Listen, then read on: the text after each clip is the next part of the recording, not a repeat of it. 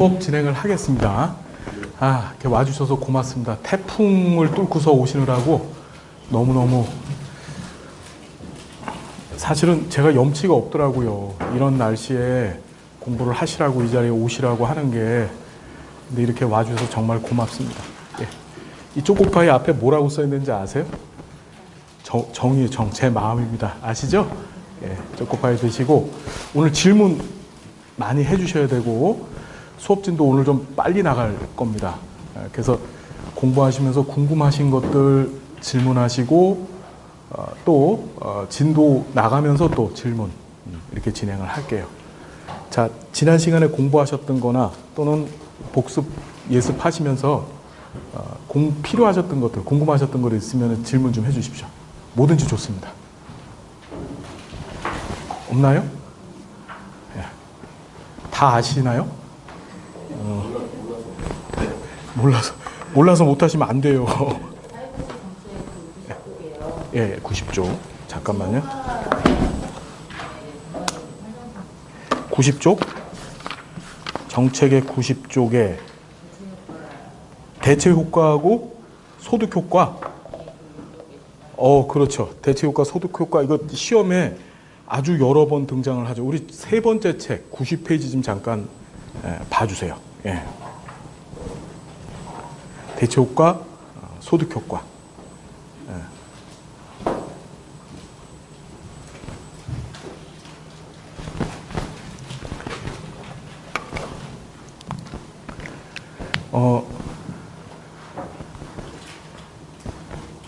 우리 사회복지학 연구가 요새 어떻게 진행이 돼가냐면은 경제, 그러니까 사회복지가 경제에 미치는 영향, 이 효과를 연관해서 이제 학문화되어 있는 시스템이 굉장히 많아요.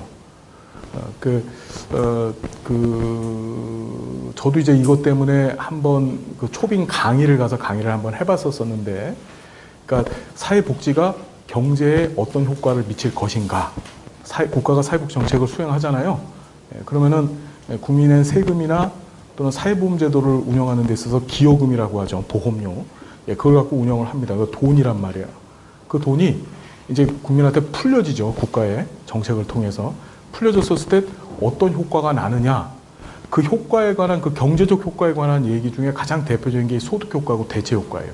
시험에 2번 나왔습니다. 개념을 잘 이해를 하셔야 되는데 이런 거예요. 하루 우리 사람한테 주어져 있는 시간이 24시간이죠. 24시간이라고 하는 시간을 아예 딱 반으로 나눠서 이해를 한 겁니다. 뭐냐면 사람이 일하는 시간과 또 여가 시간, 일하는 시간과 여가 시간 두 덩어리만 있다 이렇게 생각하는 거예요. 이해가 되시죠? 이해가 되시죠? 이런 가정을 둔 상태에서 자, 소득 효과라는 게 있는데, 자, 국가가 국민한테 급여를 줍니다. 근데 이 급여는 사실 무상의 급여죠. 무상의 급여. 지금 가장 대표적인 게 뭐냐면은 우리 최저임금을 보존하는 제도가 우리나라에 있습니다. 알고 계세요? 모르세요? 지금 그거 안 받고 계세요? 사회복지사들도 지금 받고 있는 걸로 알고 있는데 근로장려금 받잖아요. 안 받으세요? 받으시죠? 그거 받고 계시죠? 그죠? 그러니까 최저임금 수준이 지금 높기 때문에 그 부족분에 대해서 국가가 세금을 통해서 메워주고 있는 거예요, 지금. 그래서 정확히 명칭은 일자리 안정자금이라 그러죠? 못 들어보셨어요? 일자리 안정자금? 네. 자, 국가가 주는 급여를 가만히 보면 이 급여는 무상의 이전이에요. 이걸 공적 이전이라고 얘기하는데, 자, 이거 잘 보십시오. 우리가 정책론에서는 이전이라고 하는 표현을 씁니다. 이전. 다시 뭐라고요? 이전. 옮겨간다는 뜻이에요. 이전의 종류가 공적 이전과 사적 이전이 있어요. 공적 이전이라는 것은, 자, 이전이라고 하는 의미는 뭐냐면은, 이전의 반대말은 거래예요, 거래. 뭐냐? A하고 B가 있었을 때 A가 무엇인가를 갖고 있어요. 근데 B가 그 A가 갖고 있는 것을 갖고 싶단 말이에요. 그렇죠? 갖고 싶었을 때 그러니까 B가 A가 갖고 있는 것을 본인이 갖고 싶으면 어떻게 되는 거지? 거기에 상응하는 대가만큼을 얘한테 줘야지만 얘도 거기에 대해서 뭔가 주겠죠. 내가 이 화이트보드 마커가 갖고 싶단 말이에요. 그러면 이것에 대한 대가로서 내가 일을 해가지고 돈을 벌어서 돈을 줬었을 때 이 화이트보드 마커를 내가 얻을 수 있는 거죠. 무슨 얘기인지 이해되시죠? 자, 이런 것을 우리가 뭐라 하냐면 쌍방적 거래라 그래요. 예, 다시 뭐라고요, 여러분? 쌍방적 거래. A하고 B가 서로 주고 받는 거예요. 주고 받는 거. 이 쌍방적 거래는 어디에서 벌어지는 현상? 시장 기제 내에서 벌어지는 거예요. 시장. 시장. 무슨 말인지 이해되세요? 시장에서는 다 거래가 일어나죠. 그렇죠. 그런데 이 거래에는 반드시 문제점이 발생을 해요. 이 시장 기제가 만들어내는 가장 대표적인 문제가 바로 뭐죠, 여러분? 소득에 있어서의 불평등 문제예요. 가장 대표적인 게. 소득에 있어서의 불평등. 뭐냐? 내가 이거를 A라고 하는 사람이 요 화이트보드 마커를 갖고 있었는데 이걸 B라고 하는 사람한테 팔았어요. 팔았을 때 이거 원가로 팔까요? 절대 원가로 팔지 않죠. 여기다 뭘 붙여서 팔아요? 그렇죠. 부가가치라는 걸 붙여서 팔아요. 그렇죠. 그러면은 어떤 일이 벌어지냐면은 이걸 소비하는 사람은 이 물건을 파는 사람한테 플러스 알파를 붙여서 값을 지불하죠. 그러면 이 물건 파는 사람은 그걸 통해서 어떻게 해? 자꾸 알파의 규모를 넓혀가는 거예요. 늘려가는 거예요. 뭐지? 점점점 그걸 자본이라고 얘기하죠. 캐피탈. 자본이 늘어나는 거예요. 자본이. 그러니까 시장은 이 자본을 늘려요. 근데 재밌는 게 뭐냐면 사는 사람, 주로 노동자가 되는데 이 사는 사람 입장에서는 원래 이게 100원밖에 안 되는데 여기다 50원을 붙여갖고서 50원어치의 일을 자기가 더 해가지고 그렇죠. 100원어치만 일을 해도 원가가 100원이라고 한다면 100원어치의 일만 해도 이걸 살 수 있잖아요. 그런데 플러스 50원어치 일을 더 해갖고 여기 플러스를 더 해주는 거야. 일을 해서. 이해되죠? 그러면 이 물건을 생산해내서 파는 이 자본가들의 소득은 점점 늘어나는 데 반해서 이걸 소비하는 사람 입장은 어떻게 되죠? 소비하는 사람은 점점 더 많은 일을 해야 되는 거예요. 이해되죠? 무슨 얘기인지. 일을 해야지만 시장 내에서는 자기도 거래에 참여자가 될 수 있는 거예요. 그래서 점점 시간이 지나갈수록 이런 시장 기제는 소득의 불평등, 즉 자본을 갖고서 생산을 해낼 수 있는 이 A라고 하는 사람, 쌍방적 거래, 우리가 이것을 1차적 분배라고 얘기하는데 좀 이따 공부할 거예요. 1차적 분배 시스템은 항상 소득에 있어서의 불평등 문제를 발생시켜요. 부자는 점점 부자가 되고 가난한 자는 점점 가난한 자가 되어진다는 거죠. 그걸 우리가 빈익빈 부익부 현상이라고 얘기하죠. 시장 체제는 그걸 만들어내는 거예요. 여러분 가만히 보십시오. 저기 디모 항공사 회장 딸이 컵을 집어 던지고 뭐 땅콩을 집어 던지고 할 수 있었던 이유가 뭐지? 자기 할아버지 때부터 만들어놨던 그 자본 때문에 그런 거예요. 그 사람이 일을 해요? 던지는 일만 하잖아, 걔 딸들은. 그렇죠. 그런데도 어떡하지? 어마어마한 돈을 벌면서 호의호식하면서 살죠. 일하지 않아요, 그 사람은. 무슨 말인지 알겠어요? 그게 뭐지? 자본의 능력이에요. 반면에 그 밑에서 일을 하는 직원들, 그 사람들은 일을 해야 되는 거죠. 그렇죠.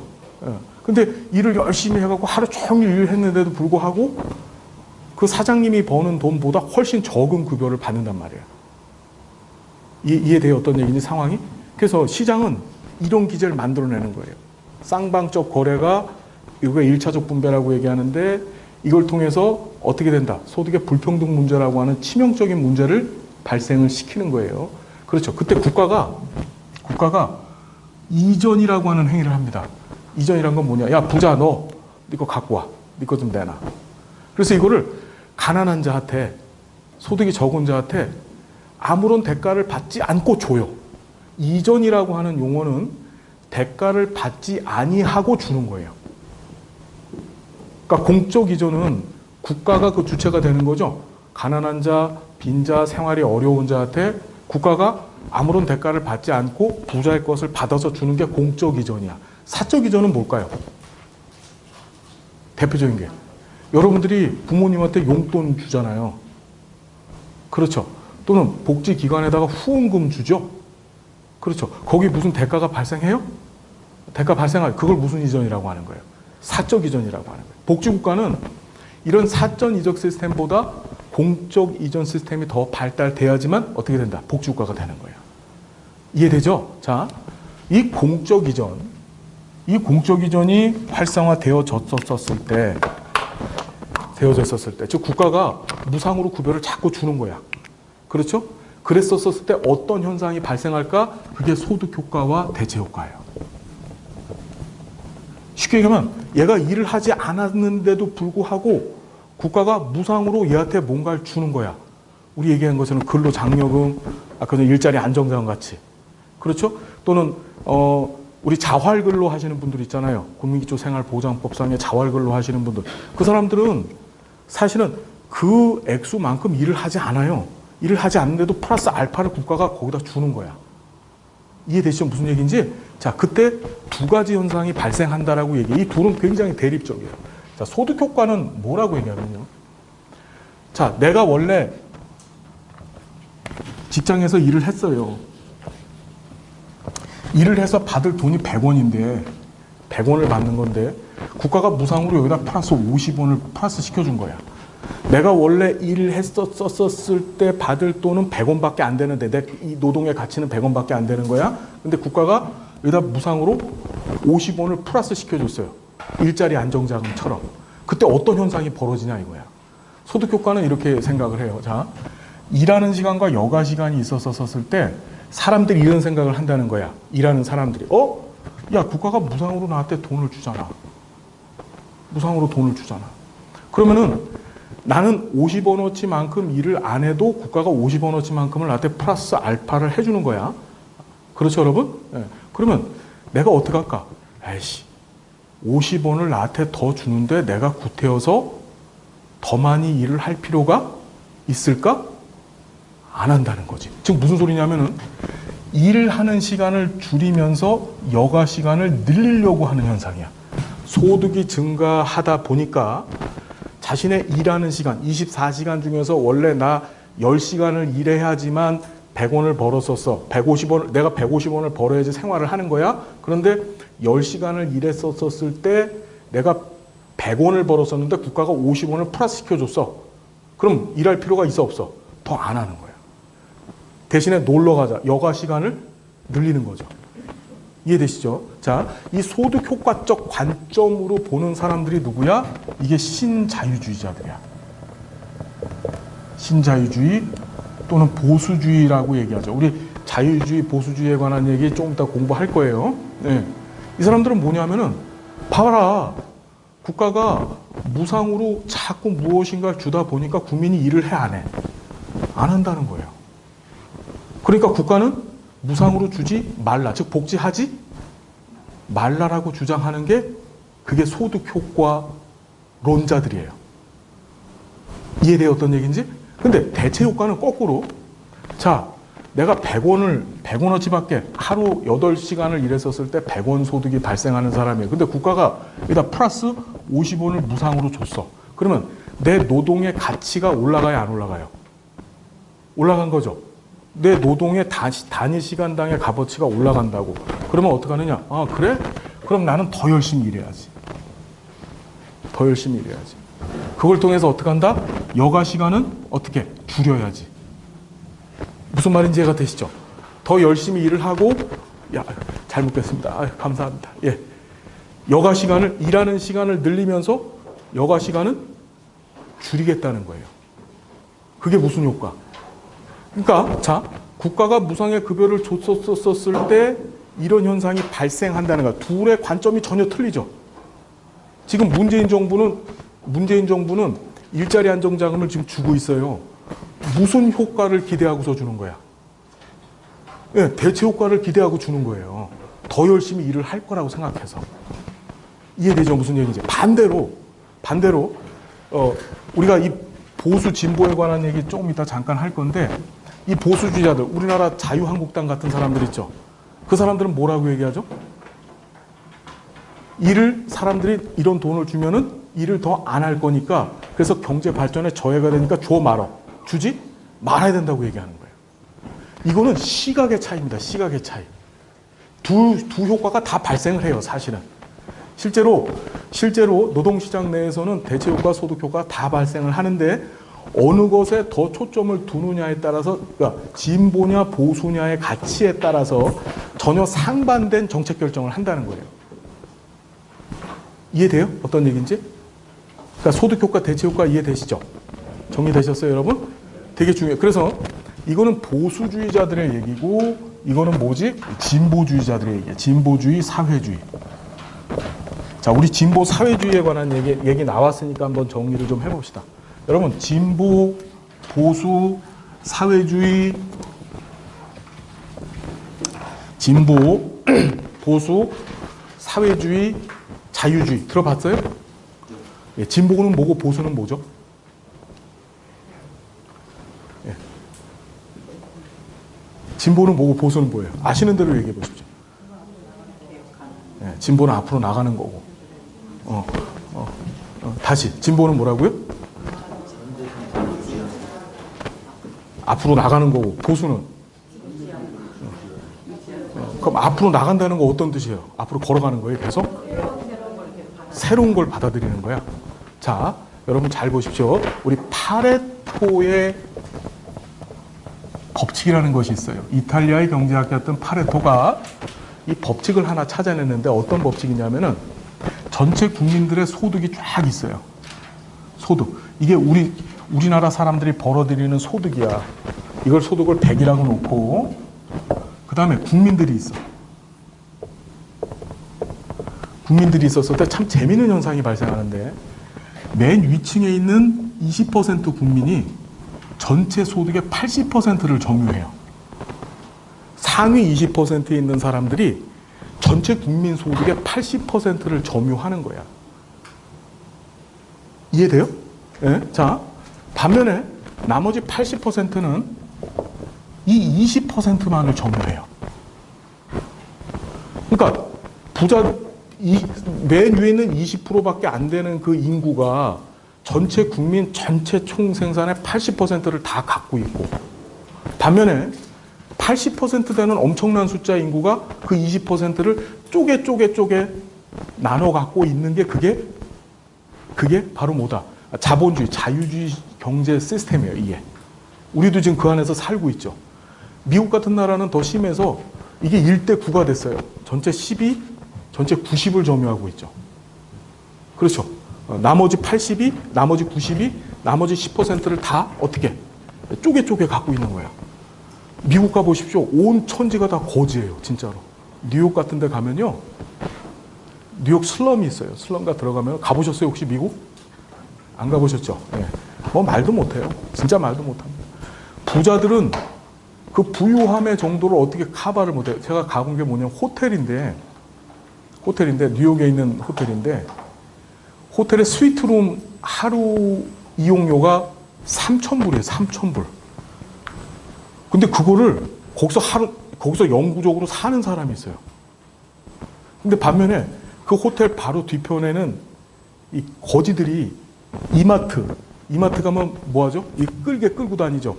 집이 없어서 홈리스들 거기다 자기 이불하고 생계기구 놓아갖고 그러고 돌아다닙니다. 이 빈부격차가 엄청 심한 거예요. 자, 잘 보십시오. 우리가 진보 보수라고 하는 것은 이건 정치 용어예요. 정치. 뭔 용어라고요, 여러분? 정치 용어입니다. 자, 정치 용어인데 이 사람들은 뭐냐면은 정치가들은 누구를 대상으로 누구를 대변하여 정치하느냐. 국민들 중에서 누가 정치의 포커스, 즉 쉽게 하면 누가 나한테 표를 줄 사람이냐. 그게 중요한 거죠.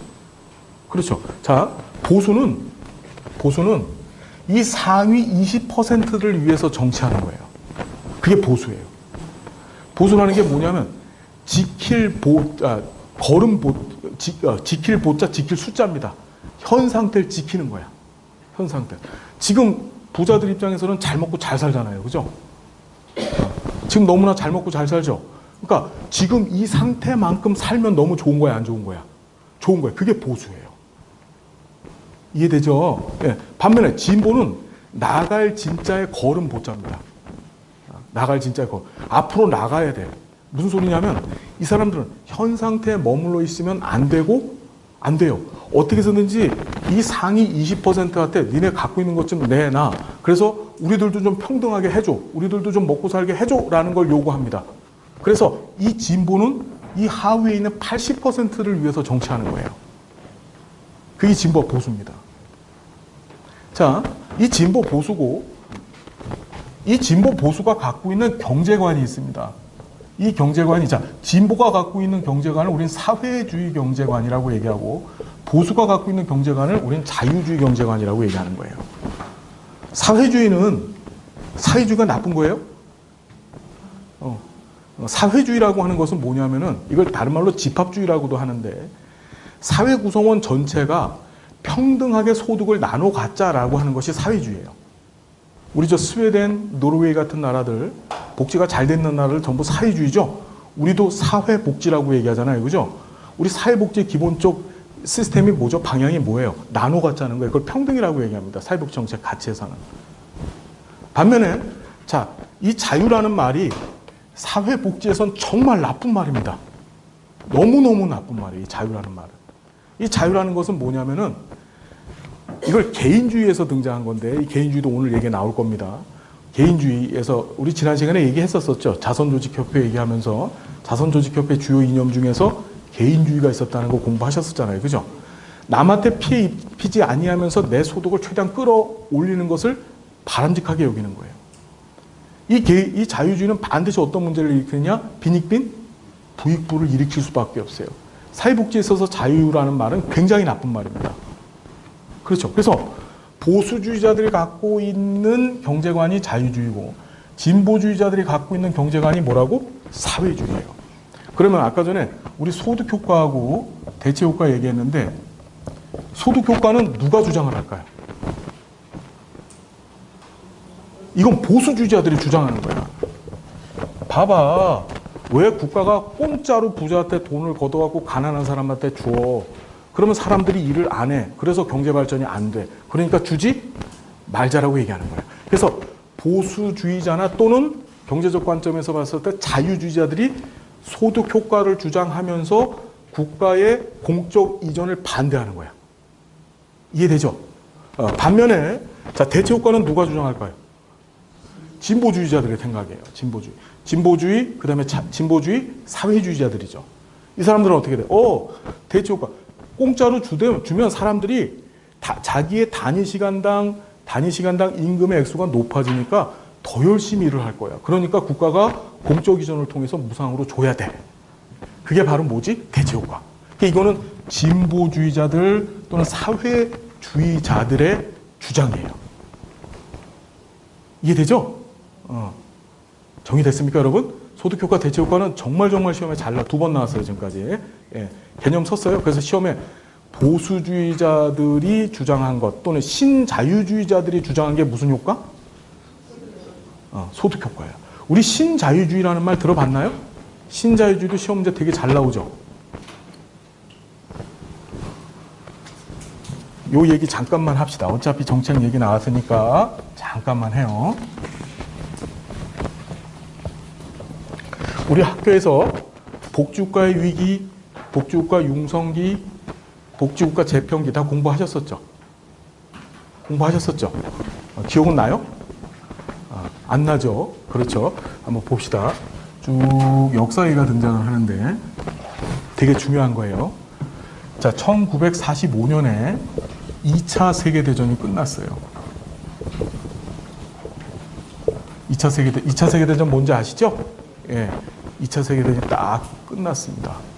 이 2차 세계대전이 끝난 시점부터 시작해서 언제까지 쭉 가서 정확히 기억하셔야 돼요. 1970년대 중반이에요. 이때까지를 복지국가 융성기라고 얘기해요. 또는 복지국가의 황금기라고도 얘기합니다. 자, 시점. 언제부터 언제까지?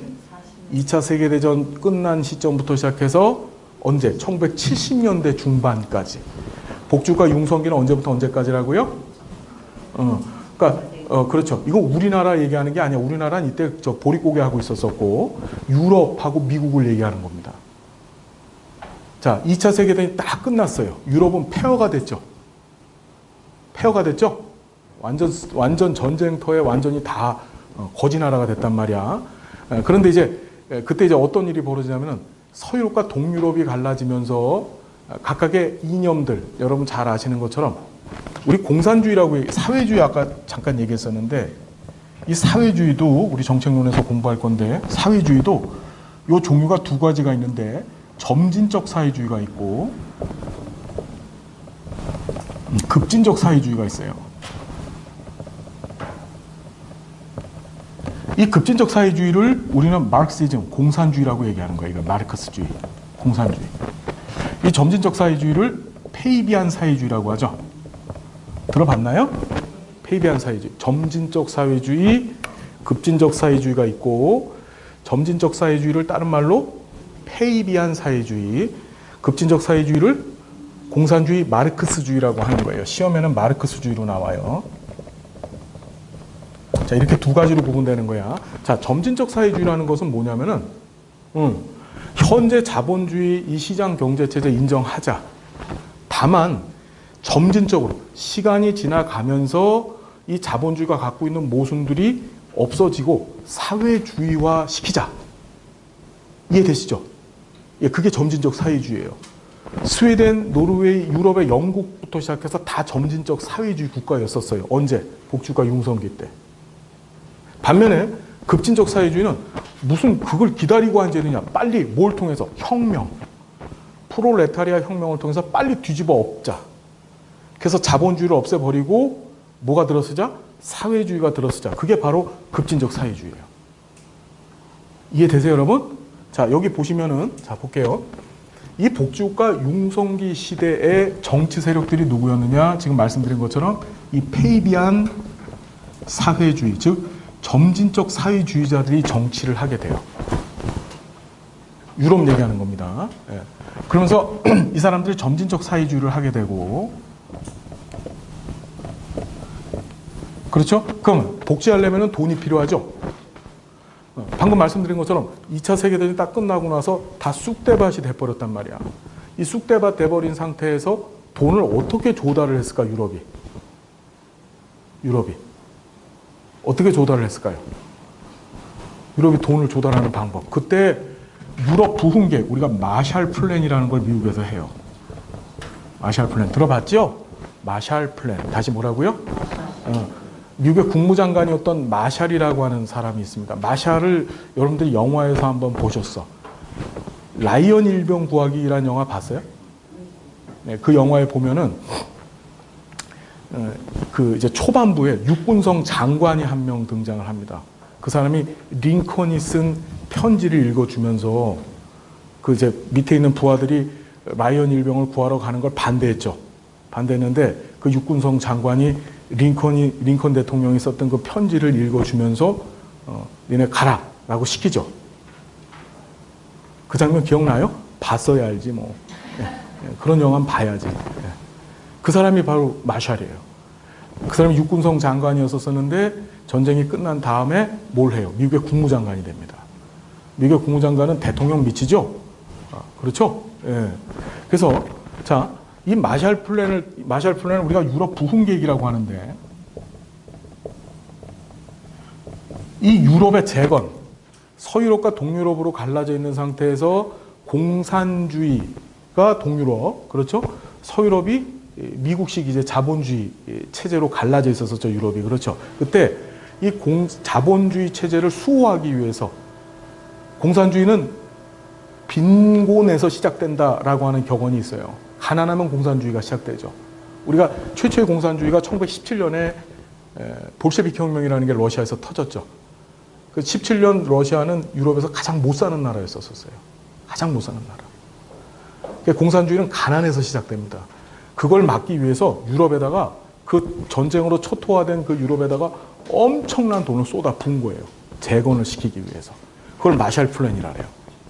이걸 통해서 어떻게 경제적 기반이 완성이 된 거야. 복지를 할 수 있는. 그걸 뭐라고? 유럽 부흥 계획 정의됐죠? 예. 그 다음에 또 이때 무슨 일이 벌어지냐면은 코퍼라티즘이라는 게 등장합니다. 다시 뭐라고요, 여러분? 예. 코퍼라티즘, 우리가 삼자 협동주의라고 해요. 다시 코퍼라티즘 시작. 유럽 부흥, 이 복지국가 융성기 시대 대표적인 이념 체제 중에 하나가 바로 코퍼라티즘인데, 이 코퍼라티즘 뭐냐면 삼자라는 게 뭐냐? 국가, 즉 정부가 있고, 그 다음에 노동자가 있어요. 그 다음에 기업이 있습니다. 이 기업이 우리가 코퍼라는 말이 영어의 cooperation, 조정, 뭐 조절 이런 뜻이죠. 그렇죠. 이 세 경제 주체가 굉장히 서로를 조정을 잘 해준 거예요. 뭐냐? 국가는 노동자한테 국가 차원에서의 공적 이전, 즉 복지를 잘 해줬고, 노동자는 국가한테 세금 잘 내줍니다. 그리고 노동자는 기업한테 분규하지 않아요. 파업하지 않고 열심히 일을 해서 기업의 생산성을 높여줬고, 기업은 노동자한테 기업 복지라고 하는 복지를 혜택을 줬어요. 기업에서 벌어들인 수익을 갖고 노동자한테 여러 가지 복지 혜택을 줬습니다. 기업은 국가한테 세금 잘 내주고, 국가는 기업한테 어떻게 여러 가지 세금 문제 이런 부분에 있어서 여러 가지 장려를 해줘서 기업이 잘 돌아가는데 역할을 해준 거야. 그러니까 세 체제가, 국가, 기업, 노동자라고 하는 세 체제가 아주 이빨이 맞고서 잘 굴러갔던 시대, 그걸 바로 코퍼라티즘이라고 얘기하는 거예요. 그러니까 경제적으로 돈도 생겼지, 그리고 어떻게 그 삼자라고 하는 그 시스템들이 잘 굴러 들어갔기 때문에 넉넉했단 말이에요, 이때가. 그렇죠. 이해되죠? 그 다음에 이때 또 등장했던 개념이 베버리지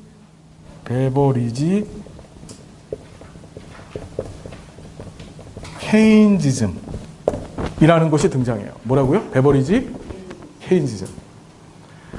베버리지가 뭐 한 사람인지 아시죠? 베버리지 보고서 시험 문제 한 문제 꼭 나오죠.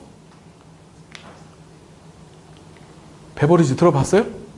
베버리지 보고서 들어봤나요? 그게 뭐죠? 베버리지 보고서가? 잘 맞히겠습니다. 다 처음 들어보세요? 예. 처음 들으면 안 돼요, 이제는. 예. 자, 우리 요 얘기하기 전에 베버리지 얘기부터 잠깐만 할게요. 어차피 오늘 할 거기 때문에 이걸 하고서 책을 빨리 훑어볼 거예요. 요 내용을.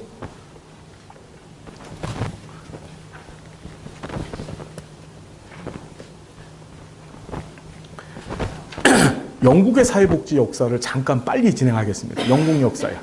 영국의 사회복지 역사. 정책론에서 하나 내지 두 문제 등장하지요. 자, 사회복지라는 거 하는 것은 기본적으로 국가가 공적 이전을 통해서 시장체제 내에 개입하는 거예요.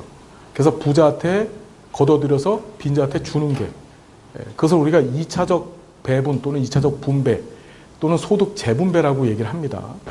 자, 그것이 역사적으로 영국에서 처음 있었었는데 그것이 바로 뭐죠? 1601년에 엘리자베스 국인법이에요. 다시 뭐라고요, 여러분? 연도 기억합시다. 1600 몇 년? 1601년. 오늘 포인트만 잡고 갑니다. 1601년 엘리자베스 국인법. 들어봤어요? 자, 엘리자베스 국인법이 등장하던 시기 영국은 빈민들이 엄청나게 창고를 한 거야. 막 늘어나는 거야. 이 빈민들을 갖다가 어떻게 통제를 해야 될까? 이 빈민들은 무슨 일을 하러 다니지? 빈민들은 뭘 해요? 예, 유랑을 합니다. 어디에 머물러서 살지를 않고 자꾸 어떻게 하죠? 유랑을 하고 다녀요. 그러니까 거지들의 속성이 뭐냐면 정착을 하지 않는 거예요. 그러니까 영국이 굉장히 어려운 상황에 처한 거예요. 뭐냐? 유랑하는 사람들이 세금 내요, 안 내요? 세금 안 내죠? 그렇죠? 자, 세금도 거쳐지지 않은 데다가 얘네들이 전부 유랑을 하면 어디로 가냐? 도시로 몰려드는 거예요, 전부. 그래서 영국의 대도시들, 런던, 맨체스터, 그 다음에 요크, 이게 영국의 3대 도시죠. 여기에 거지들이 창고를 하는 거예요, 창고를. 자, 이 문제를 어떻게 해결할까? 그래서 이 엘리자베스 여왕 때 어떤 방법을 만들자면은, 자, 중요해요. 노동력 유무. 뭐라고요, 여러분? 노동력 유무. 다시. 노동력 유무. 빈민들을 데려다 놓고 빈민들을 구분한 거야. 빈민들을 구분했어. 자, 우리 지난 시간에 빈민 구분하는 사건을 하나 배웠어요. 뭐였죠? 일반 사람들, 일반 국민을 구분한 게 아니고 빈민들만 구분한 거야. 우리 COS 자선조직협회 있죠? 자선조직협회가 빈민을 어떻게 구분했지? 도울 가치가 있는 빈민과 도울 가치가 없는 빈민으로 구분했죠. 자, 빈민을 구분한 역사가 딱 2번 있는데 이게 엘리자베스 구빈법에서 한 거고 그 다음에 자선조직협회에서 한 거야. 시험에 어떻게 나왔냐면 자선조직협회는 엘리자베스 구빈법의 영향을 받았다 안 받았다? 받았다 안 받았다? 받았어. 빈민 구분하는 부분에서. 무슨 말인지 되세요? 자선조직협회는 엘리자베스 구빈법의 영향을 어떻다? 받았다 안 받았다? 받았다. 어느 부분에서? 그러니까 최초로 빈민 구분한 사건이 엘리자베스 구빈법이에요. 일반 국민들 구분한 게 아니야. 누굴 구분한 거야? 빈민만 갖다 놓고. 자, 빈민을 갖다 놓고서 기준을 세웠습니다. 네가 노동력을 갖고 있느냐 없느냐라고 하는 그 노동력 유무에 따라서 빈민을 3계층으로 나눠서 어떻게 나눴냐면 노동력이 없는 자, 2번째 노동력이 있는 자, 앞으로 노동력을 갖게 될 자, 이렇게 3개로 구분한 거예요. 노동력이 없는 자, 그러니까 일할 수 없는 사람이니까 대표적인 게 장애인, 그 다음에 노인, 그 다음에 아이를 돌보는 엄마 있죠. 빈민 중에서. 그렇죠. 엄마 보고서 일하려면 애는 죽을 거 아니야. 그러니까 이런 것을 노동력이 없는 빈민으로 구분을 했어요.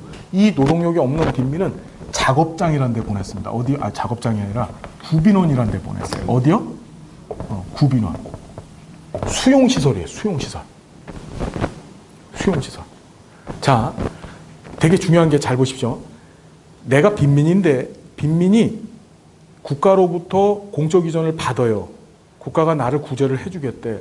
근데 조건이 뭐냐면 수용소에 들어가야 돼. 내 집에서 또는 내 마음대로 돌아다니면서 국가가 구제해줬어, 안 해줬어? 안 해준 거야. 이해돼? 반드시 네가 국가에 의해서 구제를 받고 싶으면 수용소 안으로 들어와. 그게 구빈원이라고 하는 수용소예요. 그러면 바깥에 있으면 나 구빈원 안 들어가. 그러면 어떻게 되는 거지? 네가 죽든 말든 국가는 신경 써, 안 써? 안 쓰는 거야. 그게 엘리자베스 구빈법이야. 이해됐죠? 자, 2번째. 노동력이 있는 빈민은 작업장이라는 데 보내요. 어딜 보냈다고 여러분? 작업장. 이 작업장은 강제 노역소야. 가서 일을 하게 만드는 거예요. 이해되죠? 자, 노동력을 가질 빈민인데 이건 애들이야, 아이들. 얘네들은 부모 잘못 만나갖고 지금 못 먹고 못 사는 거야. 그런데 좀 먹여주고 입혀줘서 성인이 될 때까지만 자라게 해주면 얘네들이 어떻게 되는 거야? 건강하게 나와가지고 일을 해갖고 국가에 세금을 낼 수 있는 사람이 되는 거죠. 얘네들을 어떻게 나눴냐면 남자애들, 여자애들로 나눴어. 그래서 남자애들은 도제를 보냅니다. 여러분 도제가 뭐죠? 도제, 이거 우리 다른 말로 문화생이라고 얘기하죠. 문화생. 들어봤어요? 뭐냐면 아주 특별한 기술을 갖고 있는 사람 밑에 보내. 그럼 이 사람은 얘를 데려다가 먹여주고 입혀주고 일시키고 그 다음에 어떻게? 월급은 줘, 안 줘? 월급은 안 주는 거야. 대신에 아이는 뭐 하는 거지? 먹여주고 입혀주면서 기술을 배우지. 이해돼요? 그래서 어떻게? 성이 되면 나와가지고 지가 그 기술 갖고 사는 거야. 그게 도제야. 자, 여자애들은 남이 집 뭘로 보내서? 한여로 보내서 한여로. 이해됩니까, 여러분?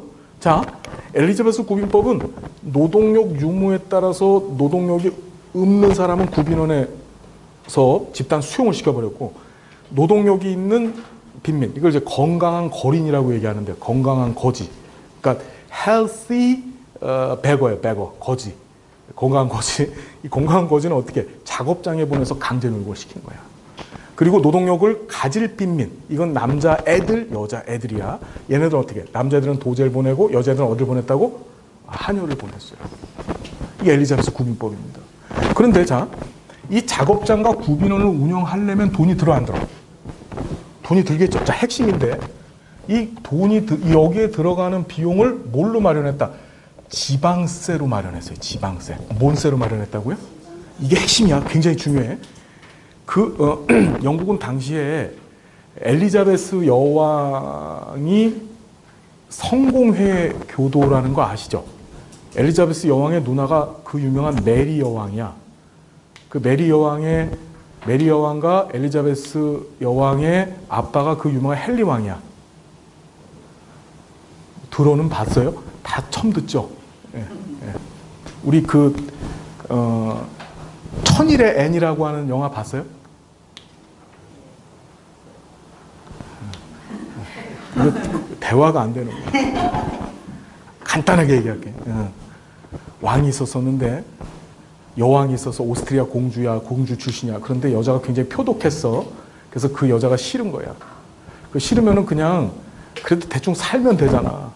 근데 그렇지 않고 어떻게 그 여왕의 몸종, 즉 하녀를 사랑하게 됐어. 그 하녀가 앤이야. 앤. 그래서 어디서 들어는 봤을 거야, 이 얘기를. 그래서 어떻게 이 하녀랑 결혼을 하려고 그랬어. 그랬더니 오스트리아 공주가 저 교황청에 가갖고 교황한테 가서 야, 우리 남편이 지금 나를 버리고 하녀랑 결혼한대. 쟤를 파문시켜 주세요. 카톨릭에서 파문이라는 것은 영혼이 없는 인생으로 살으라는 거야. 그건 죽어야 돼. 마녀 같은 거야, 마녀. 그렇죠. 그랬더니만은 이 헨리 왕이 무슨 짓을 했어? 수장령이라는 걸 내려갖고 그래?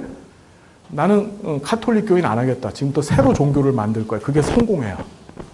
성공회라고 들어봤어요? 저 서울에 가면 성공회 대학교 있죠. 그렇죠.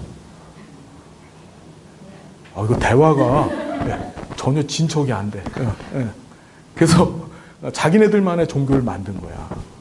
나중에 앤한테 약속을 하죠. 그 앤이라고 하는 하녀한테 약속을 해요. 네가 아들을 낳아주면 내가 너를 왕비를 시켜주겠다. 헨리 왕이. 근데 네가 아들을 낳지 못하면 널 죽이겠다. 그 기간은 앞으로 3년. 1000일이다. 1000일. 1000일 안에 애를 낳아라. 낳았어, 못 낳았어? 낳았는데 낳은 게 엘리자베스. 여자애를 낳은 거야. 여자애를. 그래서 어떻게? 죽죠. 죽여버려요, 왕이. 죽이고서 헨리도 죽었어. 죽고 나서 그 이전에 본처에서 난 딸이 있는데 그게 메리 여왕이야. 메리 여왕. 그 메리가 어떻게 여왕이 된 거예요. 영국 최초의 여왕이 메리예요. 그래서 여자 왕이 된 게. 그 메리가 왕이 돼갖고서 뭔 짓을 해? 엄마의 복수를 하죠. 그래서 성공의 교도들을 다 잡아 죽였어. 그래서 별명이 블러디 메리야. 피의 메리. 이건 시험에 안 나와. 재미는 있죠, 그런데.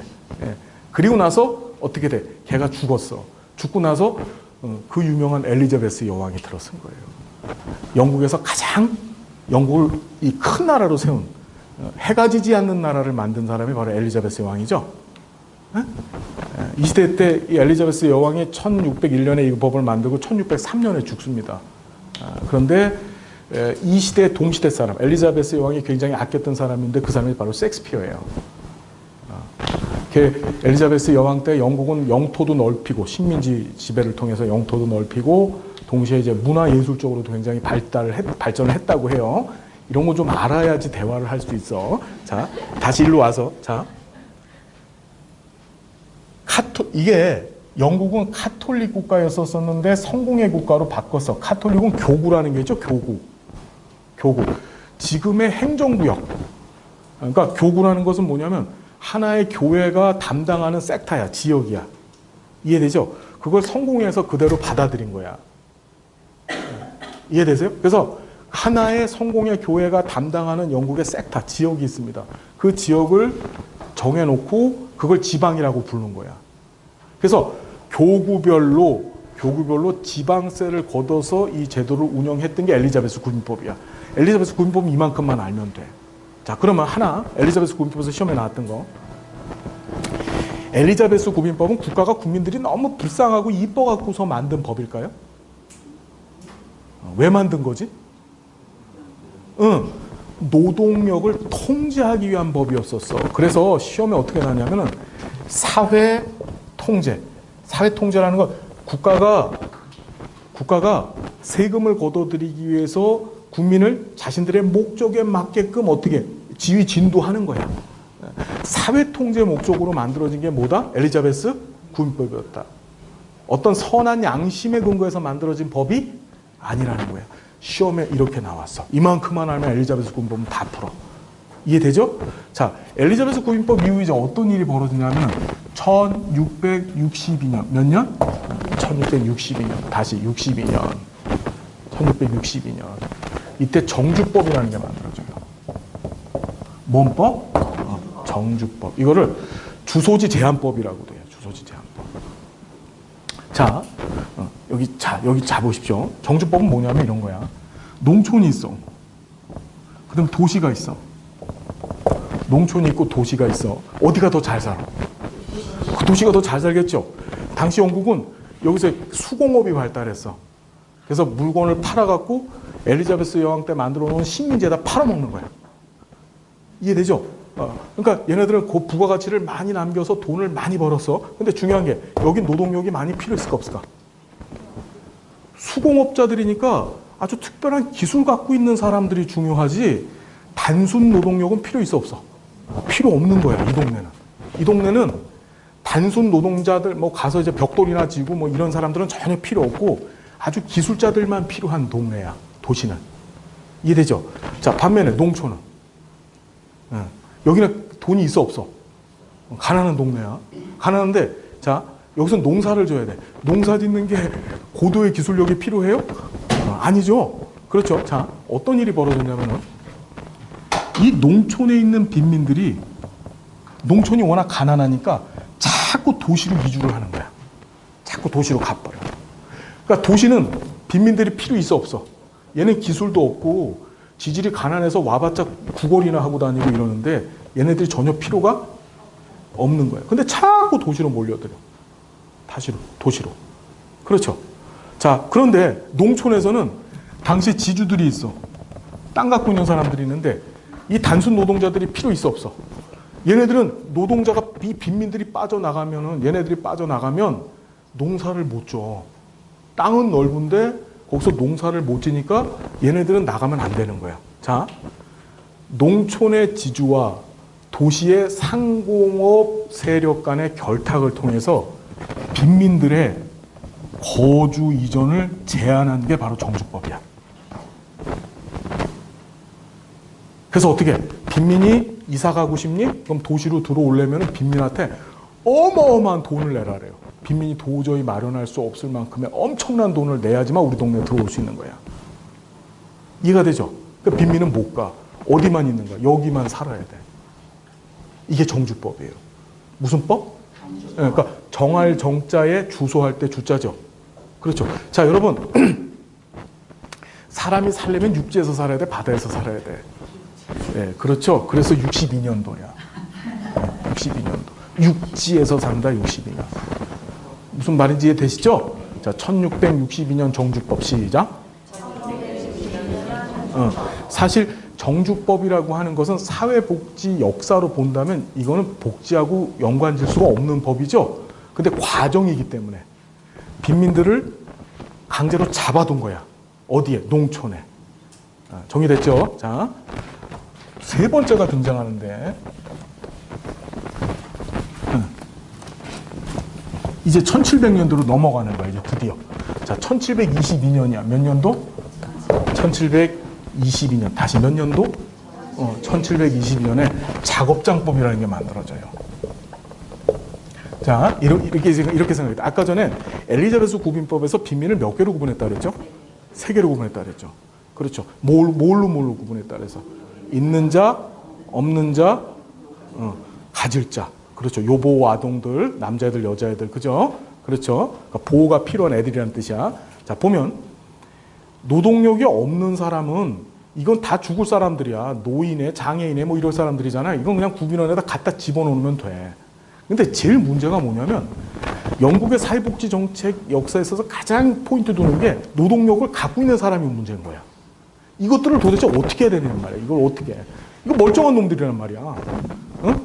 건강한데 이것들이 일자리를 찾지 못하거나 또는 일을 하기 싫어가지고 자꾸 어떻게 해. 국가에 부담만 주고 있어. 국민들이 자꾸 어떻게 지방세로 이 구빈세라고 하는 세금을 자꾸 내고 앉아있잖아요. 그죠? 그럼 이것들을 어떻게 이용해 먹을까? 자, 어떻게 됐냐면 작업장법이라는 건 아까 얘기했듯이 엘리자베스 여왕 때 식민지를 많이 만들어 놨다 그랬잖아. 그 식민지에서 원자재를 잔뜩 사와. 싼 값에. 그거를 자국 내에서 가공을 하는 거야, 영국에서. 그래서 거기다 부가가치를 붙여갖고 식민지에다 다시 팔아먹어. 이해되죠? 자, 이런 거야. 작업장법은 그때 그 빈민들을 데려다가 노동력이 있는 빈민을 데려다가 뭐 하는 거다? 식민지에다 팔아먹을 수출품을 생산하는 자로 만들겠다는 게 그게 작업장법이야. 수출품 생산하는 식민지에다 팔아먹을 식민지에다 팔아먹을 그 생산품들을 가공하는 일에 누구를 갖다 쓰는 거야? 이 노동력이 있는 빈민을 갖다 쓰자는 거야. 그게 작업장법이에요. 머리 잘 썼죠? 근데 효과가 있었을까 없었을까? 뭔가를 만들어야 돼. 만들면 기술이 있어야 돼, 없어야 돼? 있어야 돼. 근데 빈민들은 기술이 있어, 없어? 없어. 그러니까 무슨 일이 벌어지냐면 첫 번째 가장 큰 문제가 지방세를 걷어가지고 이걸 갖고 원자료를 사갖고 오는 거야. 그래서 각 교구, 즉 지방에 있는 작업장에서 빈민들을 채용을 해갖고 채용을 해서 얘네들한테 어떻게 일을 시켜서 물건을 만들었어. 근데 물건의 질이 좋아, 안 좋아? 안 좋으니까 다 폐기시켜버리는 거야. 그래서 오히려 이 지방세인 구빈세, 이 세금을 더 많이 내는 일이 벌어진 거예요. 자꾸 폐기물만 생기니까. 이해되죠? 응. 그 다음에 두 번째, 어떤 일이 벌어지냐면은 지방세로 이 제도를 운영을 했어. 지방세로 운영을 했는데 이 작업장의 종류가 공공의 작업장, 즉 지방정부에서 직접 운영하는 작업장이 있었었고 민간에서도 운영하는 작업장이 있었었어요. 민간에서 운영하는 작업장, 공공의 작업장이 있어. 근데 공공 작업장은 좀 덜한데 제일 문제가 얘야. 민간 작업장에서 이 빈민들을 고용을 하다가 뭘 하는 거야? 일을 시키는 거죠. 일을 하는데 민간은 어떻게 돼? 이윤을 무조건 남게 되잖아. 빈민들을 어떻게 하겠어? 빈민들 어떻게 하겠어? 그렇죠. 막 갈구면서, 우리 표현 제가 죄송해요. 제가 못 배워서 그래. 자, 막 괴롭히면서 일을 시킨 거야. 당시 기록을 보면은 빈민들 발에다가 족쇄를 걸어놓고 그러고서 일을 시켰어. 잠을 4시간 정도 재우고서 일을 시키고 밥을 하루에 한 끼 정도 먹이고 일을 시켰대요. 민간 작업장이. 왜냐하면 그 작업장 사장님들은 어떻게 해서든지 이 빈민을 이용을 해가지고 돈을 많이 벌어내야 되나. 그러니까 빈민들은 자신들의 권리를 주장할 수 있는 힘도 없고 하다 보니까 거기에 물려서 그 안에 갇혀서 그렇게 노동력 착취를 당한 거예요. 이해되죠? 이 두 가지 문제가 발생한 거야. 이걸 잘 기억해야 돼. 지방세 부담이 오히려 높아졌다.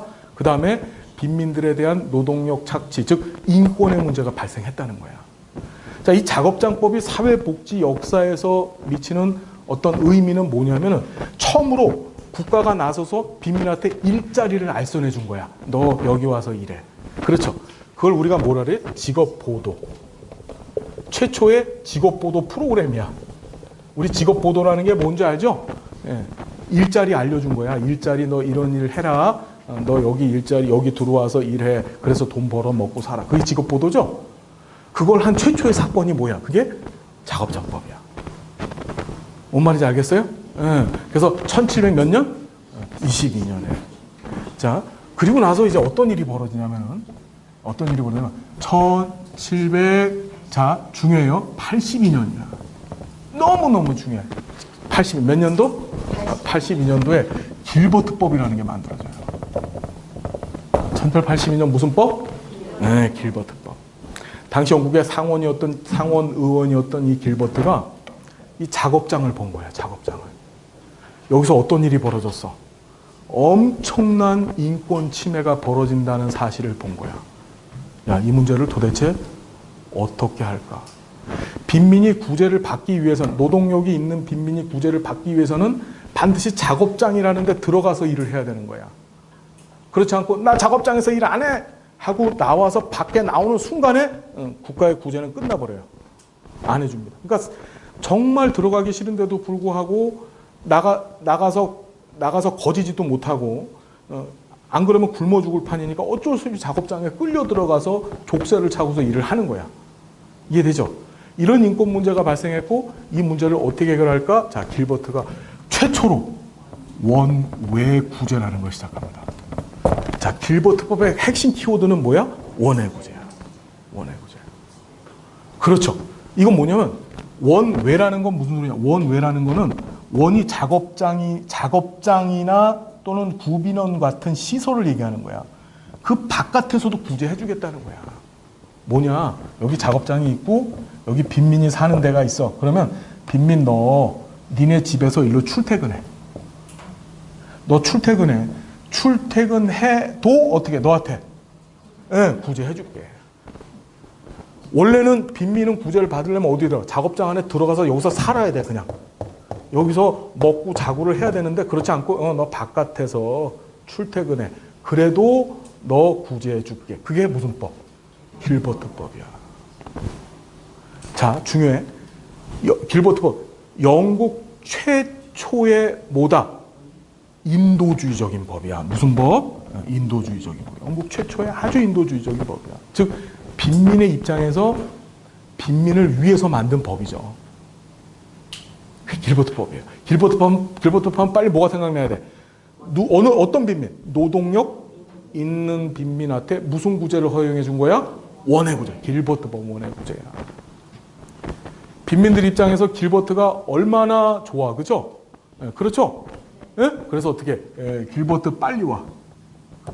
길버트 빨리 와. 82년. 길버트 빨리 와. 길버트는 어떻게 해야 돼? 빨리 와. 길버트 빨리 와. 빈민들이 1780. 길버트 빨리 와. 1782년. 이제 나중에 다 까먹고 빨리 와만 기억할 거야. 길버트 빨리 와. 1880년. 오케이? 자, 그리고 나서 또 무슨 일이 벌어지냐면은 1795년이야. 몇 년? 95년. 95년에 스피넷랜드법이 만들어집니다. 무슨 법? 스피넷랜드법. 다시 1795년에 무슨 법 만들어졌다고요? 스피넷랜드법이 만들어집니다. 스피넷랜드법. 길버트법부터 인도주의적이 됐죠. 자, 시험에 어떻게 나오느냐? 영국의 역사상 가장 인도주의적인 법이 뭐야? 1795년 스피넷랜드법이야. 가장 인도주의적인 법. 이 법은 뭐냐면은 최초로 가족수당, 임금 보조제라는 걸 해요. 이것도 자, 노동력이 있는 빈민인데 이 노동력이 있는 빈민이 작업장에 가서 일을 해. 일을 했어. 일을 했는데 이 사람은 주로 건강한 남자들이 가서 많이 일을 했거든요. 그러면 가장이야, 가장. 그 집안의 가장이라고. 전 잠깐 보세요. 가장이 집에 가서 열심히 작업장 가서 열심히 일을 해서 돈을 벌었어. 벌었는데 그 돈을 갖고 우리 식구들이 다 못 먹고 사는 거야. 이해돼요? 어떤 얘기인지? 돈을 벌었음에도 불구하고 가족들의 전체 생계가 해결되지 않아. 작업장 가면 월급은 준 거예요. 가서 일을 했는데 전체 생계가 해결되지 않는 일이 벌어졌어. 자, 이걸 어떻게? 국가가 지방세를 가지고서 부족한 부분을 메워줘. 어떻게 메워주냐면은, 잘 보세요. 가구원수, 즉 그 집안의 식구들과 그 다음에 시장 내에서 통용되는 빵 가격 있죠. 빵. 그렇죠. 이 빵 가격을 비교해서 부족한 부분을 국가가 임금을 어떻게 보조해 준 거야. 지금 우리나라 아까 얘기했던 일자리 안정자금처럼 빵꾸난 돈을 메워준 거야. 이해되세요? 네. 우리 가족수당이라고 하는 것을 월급에서 받으시죠? 사회복지사들도 받아요? 네, 그렇죠. 그 가족수당이 뭐예요?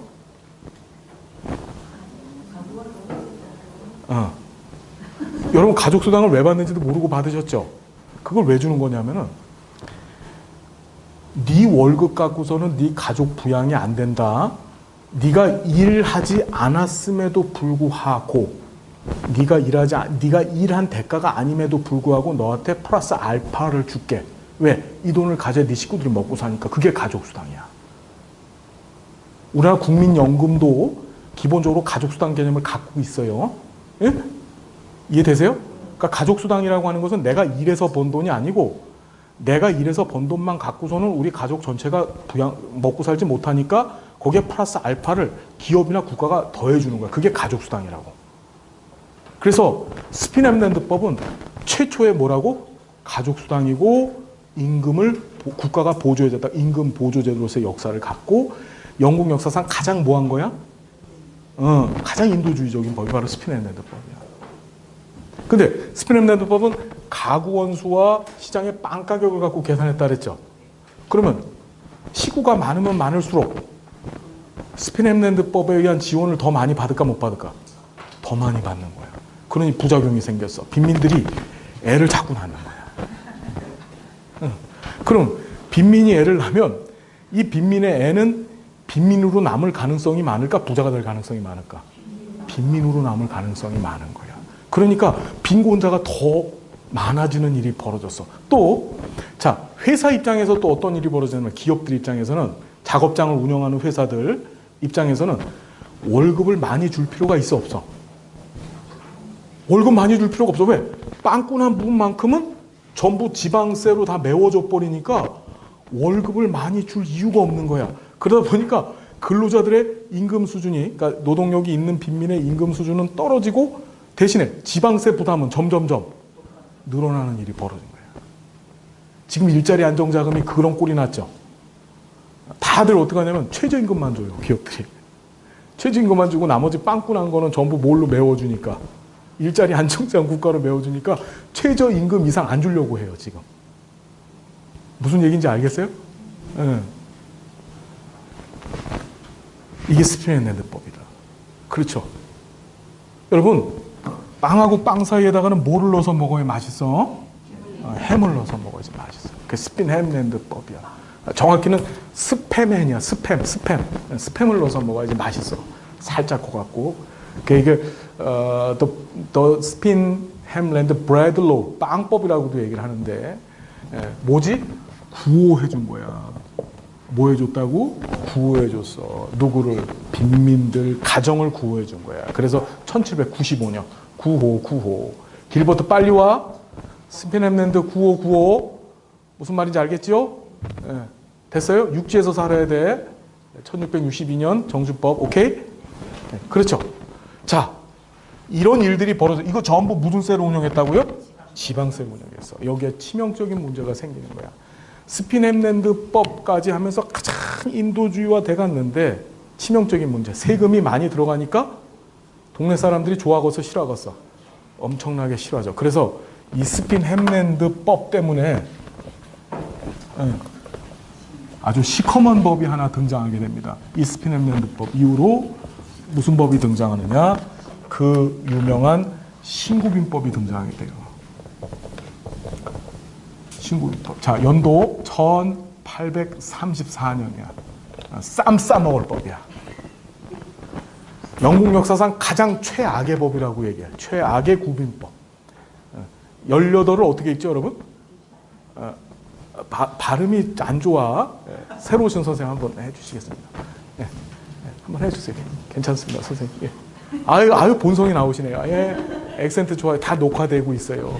예. 그래서 쌈 싸먹을 법이다. 그래서 쌈 싸먹을 법 34년 가장 악법이야. 악법. 자, 몇 년도? 쌈 싸먹을 법 1834년. 이때 어떻게 하느냐? 이 당시 영국은 산업혁명이 이루어졌어요. 산업혁명, 자본주의화 돼간 거야. 그러면서 산업혁명을 통해서 자본가들이 등장하고 이 자본가들이 돈을 많이 벌었죠? 이 사람들이 정치를 하기 시작했어. 영국 의회에 들어간 거야. 영국 의회. 자, 자본가들, 부자들은 가난한 사람들 위해서 정치할까요? 안 하지. 이 사람들이 정치를 어떻게 하느냐? 자본가들이 들어가서 형평성, 대원칙을 써요. 형평성. 야, 빈자들, 니네 세금 한 푼 낸 적 없다. 거지들. 그런데 왜 우리가 세금을 걷어가지고 그걸 갖고서 니네들한테 공적 이전을 무상으로 해줘야 돼? 거기에 대한 비판을 하기 시작한 거예요. 그러면서 기존의 길보트법부터 시작해서 스피넴랜드법과 같은 인도주의적인 법을 다 없애버립니다. 이 신구빈법의 첫 번째, 여기서 이 법에서는 원칙들을 제시하는데 그 첫 번째가 열등초의 원칙이에요. 무슨 원칙? 열등초의 원칙. 다시 한번 시작. 열등초의 원칙. 시험에 참 잘 나오죠? 열등초의 원칙이 뭐예요? 그렇죠. 그렇죠. 열등하게 처우하라는 거야. 인피리어하게 트리트먼트 하라는 겁니다. 인피리어하게. 무슨 소리냐면은, 자, 이런 거야. 열등 처우라는 것은 열등하게 자, 국가가 공적 이전을 통해서 무상으로 빈민한테 급여를 줬죠. 그 급여의 수준은 노동시장에서 일을 하는 사람들, 일을 하는 사람의 최저임금의 수준보다 어떻게 낮아야 된다는 거야. 이해돼요? 이해되죠? 우리나라도 열등처의 원칙에 근거해서 어떻게 사회보장의 수준을 맞추게 돼 있어요. 빨리 하나 봅시다. 우리 세 번째 책 좀 봐봐요. 이게 시험에 정말 잘 나오는 부분인데.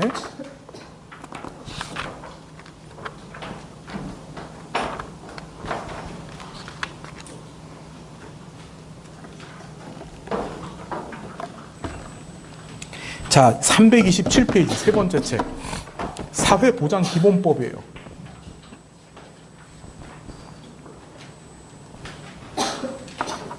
15회 때 나온 지문인데 327페이지 제10조 3항.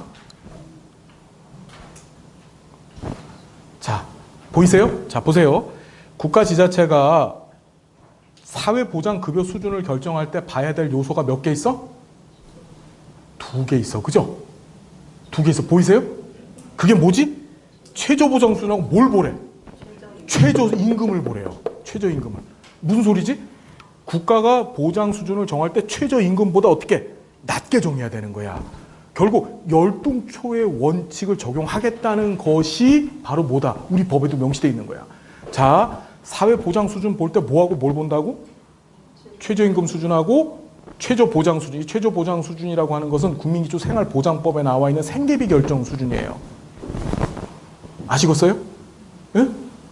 아시겠죠? 열등초의 원칙이 급여 수준에 명시돼 있어. 열등초의 원칙 다시 뭔지 이해가 되셨죠? 그러니까 월급 제일 조금 받는 사람, 일을 해서 돈을 자기 노동력을 팔아갖고 일을 해서 월급 받는 사람의 최저임금보다 국가가 공짜로 주는 게 항상 밑에 있어야 된다는 거야. 밑에. 이해되죠? 자, 두 번째 원칙이 등장합니다. 그것이 바로 균등처우예요. 균등처우 또는 균일처우야. 이거 되게 중요해. 잘 봐. 자, 여기 봐요. 자, 뭐냐? 아까 전에 엘리자베스 구빈법부터 시작해서 이 스핀 햄랜드법까지 작업장이나 구빈원을 운영하는 데 들어가는 비용은 전부 무슨 세로 했어? 지방세로 했어. 그러다 보니까 이제 어떤 일이 벌어지냐면은 돈 많은 동네는 돈이 많은 동네의 거지들은 혜택이 좋아 안 좋아? 좋아. 그렇죠. 그러니까 우리나라 강남 거지들은 밥도 하루에 4번씩 주고, 그렇죠? 옷도 뭐 새 옷 주고 그러는 거야. 이해되죠? 그런데 돈 없는 동네 거지들은 혜택이 낮겠죠. 그게 보기 싫었던 거야. 어떻게 하냐면은 이 균등초의 원칙을 통해서 국세. 국가가 중앙정부에서 세금을 다 걷어들여요. 이제 지방정부에서 걷는 거야. 그래서 어떻게? 각 지역의 빈민의 머리수대로 똑같이 나눠준 거야, 돈을. 그러면 빈민들의 처우가 어떻게 될까? 다 똑같아지겠죠. 이해되시죠? 예. 그 다음에 세 번째, 원내구제. 이걸 원내구제 원칙이라고 하는데, 다시 원내구제. 뭐라고 여러분? 우리 길버트법 때 뭐 했다고 최초로? 원외구제를 했잖아. 원외구제를 금지해버렸습니다. 원외구제 금지. 야, 빈민, 니까지 것들이 무슨 인권이야. 가서 작업장에 처박혀서 일이나 해. 그래서 생산을 해내. 사람 대고 안 해준 거죠. 그래서 원내구제 원칙, 다른 말로 원외구제 금지 원칙, 또 다른 말로 길버트법 폐지시켜버린 거예요. 이것이 바로 뭐다? 세 가지가. 신구민법의 3대 원칙이고, 부수적으로 스핀 햄랜드법도 없애버렸어요. 무슨 임금 보조냐. 일한 만큼만 받아라. 빵이 모자러? 그럼 모자른 대로 조금만 먹고서 배에서 꼬르륵 소리 나라. 악법 중에 악법이죠. 이해되세요? 이게 바로 뭐다? 영국의 신고인법, 영국 사회복지 정책 역사야. 이만큼만 알면 돼. 더 이상 할 필요도 없어. 순서 1601년 엘리자베스 구빈법, 1622년 정주법, 그 다음에 1700년으로 넘어갔죠. 1720년 작업장법이 있어야만 뭐가 설명이 돼. 길버트법하고 스피넴랜드법이 설명이 되죠. 그래서 작업장법을 넣은 거야. 그 다음에 82년, 길버트 빨리 와. 길버트법. 그렇죠. 그 다음에 1795년에 스피넴랜드법. 정리됐어요? 그리고 나서 어떻게? 신구민법이 들어온 겁니다. 영국의 저 정리합니다. 영국의 사회복지 역사는 국민 전체를 위주로 한 역사였었어? 아니면 국민들의 일부만을 한 역사였었어요? 누구만? 빈민만 갖고 있죠. 빈민만 정책의 대상이 된 거야. 이걸 우리가 선별주의라고 하죠. 들어봤어요? 선별주의가 뭐예요? 일부만. 일부만 선별해서. 그 반대말은 뭐죠? 보편주의. 그 얘기 잠깐만 하고서 넘어갈게요. 그걸 이해해야만 다음 정리가 돼요. 여기까지 이해되셨나요? 이만큼만 알면 모든 시험 문제 다 풀 수 있어요. 자, 잘 들으십시오. 네, 잘 들으십시오. 한 인간이 살아야 돼. 그 산다라는 것을 법정 용어로 생존이라 해. 기본적으로 살려면 뭐 해야 되지? 먹어야 되지. 입어야 되지. 그렇죠? 따뜻한 데 가서 잠을 자야지만 살아. 그렇죠? 자, 그 생존에 관한 책임을 과연 누가 질 것이냐야. 내 개인의 생존에 관한 책임을 누가 질 것이냐. 자, 그것을 윌렌스키 르보, 이름이 뭐라고 여러분? 윌렌스키와 르보. 이 사람 들어보세요. 윌렌스키 르보. 다시 한번 뭐라고요? 네, 윌렌스키 르보. 이 윌렌스키 르보가 자, 생존에 대한, 나 개인의 생존에 대한 책임을 누가 질 것이냐? 두 가지로 나눴어. 그것을 뭐라고 얘기했습니까? 우리가 자녀적, 그 다음에 제도적. 자녀적 복지국가 또는 자녀적 복지정책, 제도적 복지국가, 제도적 복지정책이라고 얘기를 하는 거예요. 그러면 여기 좀 볼게요. 설명 잘 들으셔야 돼요. 자, 자녀적이라는 말은 뭐냐면 내가 살기 위해서는 이만큼 먹어야 되고 이만큼 뜨뜻한 데서 자야 되고 이만큼을 입어야 되는 거야. 그 생존에 대한 그 생존을 위해서 필요한 그것들을 얻는 데 대한 1차적 책임. 그걸 누구? 네가 해. 네가 너. 야, 네가 일을 해. 개인한테 물어요. 너 일해. 네가 일을 해. 일을 해서 네가 벌어갖고 네가 먹고 살아. 이해돼요? 그런데 내가 장애가 있거나 또는 노인이 돼가지고 더 이상 일을 못해. 그럼 누구한테 묻느냐? 두 번째가 중요해. 가족한테 물어. 가족. 누구한테 물어? 가족한테 물어. 가족한테 물어. 너 가족이잖아. 네 가족이 책임져줘. 가족이 야 니네 가족 제일 굶으니까 가족이 얘한테 좀 먹을 거 갖다 줘. 가족이 얘한테 뭐 좀 사줘. 그게 가족한테 묻습니다. 세 번째, 가족도 웃거나 또는 가족도 그 부양의 능력을 상실했어. 그럼 누구한테 묻느냐? 그때는 시장한테 물어. 시장한테 물어. 이 시장이라는 것은 자율적인, 아까 배우셨던 사적 이전 체계야. 제가 불쌍하니까 아 불쌍해 이래서 후원금 주죠. 이건 강제된 거야 아니야? 공적 이전은 강제된 거야 법으로. 그런데 사적 이전 내가 불쌍해서 주는 거야. 불쌍해서 안 줘도 돼. 그렇죠? 그게 시장 체제한테 묻습니다. 시장의 자율성에 개인의 생존을 의지하는 거야. 그러니까 제가 불쌍해서 주는 거고 제가 안타까워서 주는 거야. 그것도 안 됐었을 적에, 즉 개인도 안 되고 가족도 못 채워주고 시장도 안 채워준 그 자녀적, 즉 찌꺼기 부분에 대해서만 어떻게 국가 또는 사회가 그 생존에 대한 책임을 지겠다. 그게 자녀적이야. 이해돼요? 다시 순서. 맨 처음에 누구? 개인. 두 번째 가족. 그 다음에 시장한테 묻는 거야. 안 되면 여기 이렇게 세다. 이것도 안 됐었을 때 이제 국가 사회라고 하는 공적 이전 체계들이 책임지겠다는 거야. 이해되죠? 이 자녀적과 똑같은 말을 선별적이라네. 자녀적의 동일어가 뭐라고? 선별적. 선별주의, 선별적. 이렇게 얘기해. 선별. 선별이라는 얘기는 셀렉티즘이라고 하죠. 골라낸다는 뜻이야. 뭐냐? 자, 이런 거야. 전체 국민이 이렇게 있었을 적에, 국민이 이렇게 있었을 적에, 자, 개인이 자기 생존 책임지는 사람 이만큼이야. 빼. 그 다음에, 가족이 책임지는 사람 빼. 시장이 쳐주는 사람 이만큼 빼. 요만큼. 요게 선별된 사람들이야. 요것들만 뽑아갖고 얘네들한테만 어떻게 국가 사회가 책임지겠다는 거야. 그게 선별적이야. 자녀적 이퀄 선별적이야. 이해되시죠? 자, 이 선별적 또는 자녀적인 복지 정책 또는 이념을 반영해서 만든 국가 정책이 있어. 그게 공공부조라는 거야. 공공부조가 무슨 뜻이야? 이게 영어로 public assistance거든요. 부조라는 게 여러분 저 장례식장 가면 부조금 내시죠? 그거 부주금이 아니야. 부조금이야. 도울조자, 도울조자 한자로. 도울조자.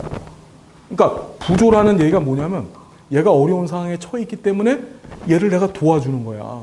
그러니까 공공부조라는 것은 공공이 즉 퍼블릭이 얘가 불쌍하니까 공공이 사회나 국가죠. 얘를 도와주겠다는 거야. 이해돼요? 하나 자세히 잘 봐. 자녀적 선별적 공공부조는 뭐야? 동일어야, 동일어. 같이 기억해야 돼. 이해돼요? 응. 자, 제도적은 뭐냐면은, 제도적이라는 것은 1차적 책임을 개인, 가족, 시장한테 안 물어. 첫 스타트부터, 국가, 사회가 네 생존권 책임지고 갈게. 그게 제도적이야. 제도적은 첫 시발점부터 뭐지? 우리가 제도라는 말이 법이 제도지요. 법은 만인 앞에 어떻게 평등하게 적용되는 거야. 그렇죠. 이 자녀적은 주로 누가? 요보 대상자, 즉 빈자들이 주 대상이지. 이해됩니까, 여러분? 근데 이거는 전 국민, 빈자, 부자 상관없어. 처음부터 네가 부자건 네가 가난한 점 간에 네 생존에 대한 책임을 우리가 지고 시작할게. 그게 제도적이야. 이해되죠? 자, 이 제도적과 똑같은 말 우리가 뭐라고 하는가? 보편적이라고 하는 거야. 보편적이 바로 뭐죠? 유니버셜이죠. 영어로 하면. 에브리바디야, 에브리바디. 골라낼 필요가 없는 거야. 골라낼 필요 없이 가난한 자, 부유한 자 상관없이 다 뭐다? 우리 부조의 대상이라는 거야. 국가에. 그걸 보편적이라고 하는 거야.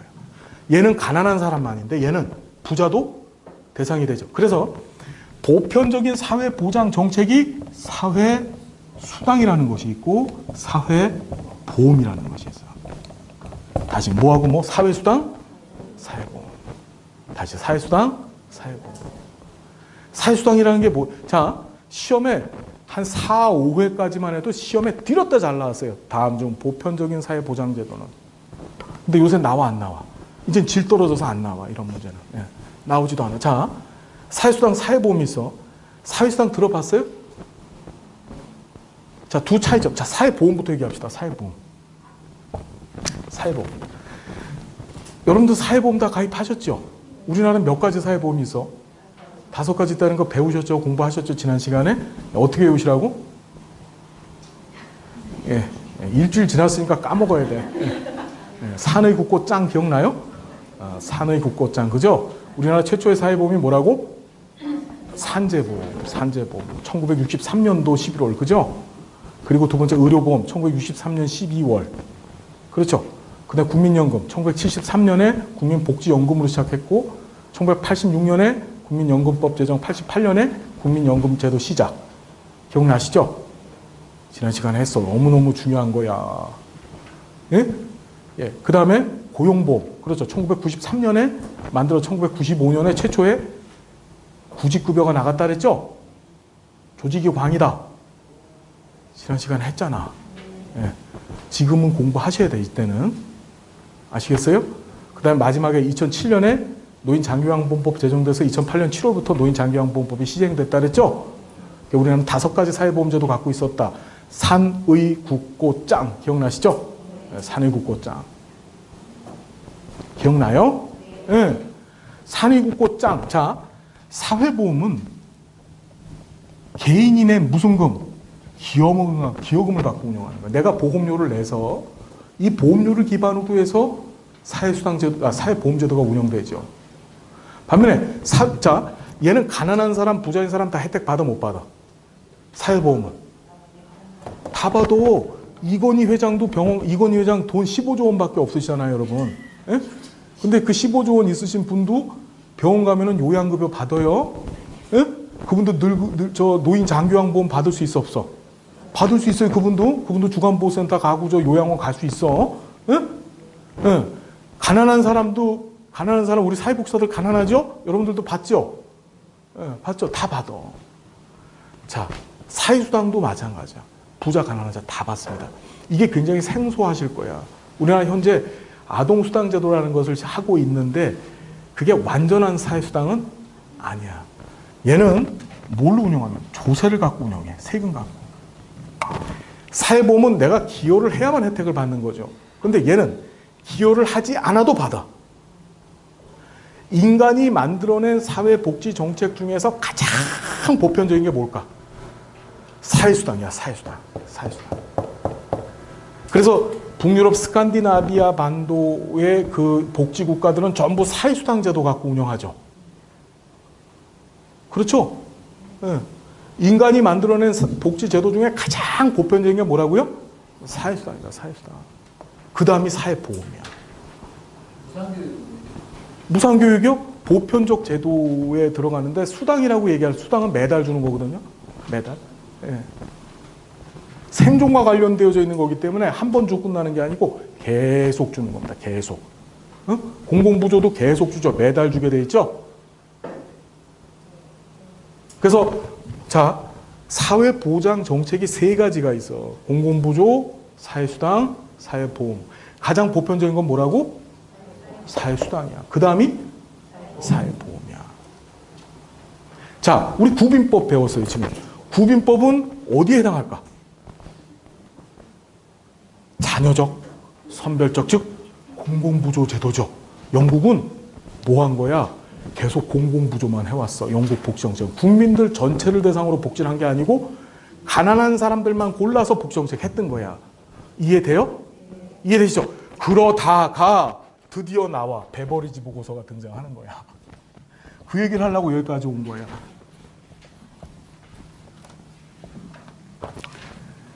(1942년이야) 몇 년?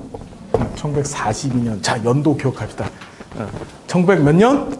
42년. 세 번만 크게 보면은 내 거가 돼요. 1900 몇 년? 42년. 이때 베버리지 보고서라는 게 등장합니다. 여러분 잘 보십시오. 이 42년은 2차 세계대전이 아까 몇 년도에 끝났다 그랬어요? 45년에 끝났다 그랬죠? 영국이 한참 전쟁하고 있었을 때였었어. 한참 독일하고 전쟁하고, 그러니까 뭐냐면 영국이란 나라가 이렇게 있고 여기 프랑스가 있어. 요 해협이 뭐야? 이게 도보 해협이죠? 가보셨어요? 네. 안 가봤어요? 아, 참. 아니 영국을 안 가, 도보 해협 기가 막혀서 말이 안 나옵니다. 아유.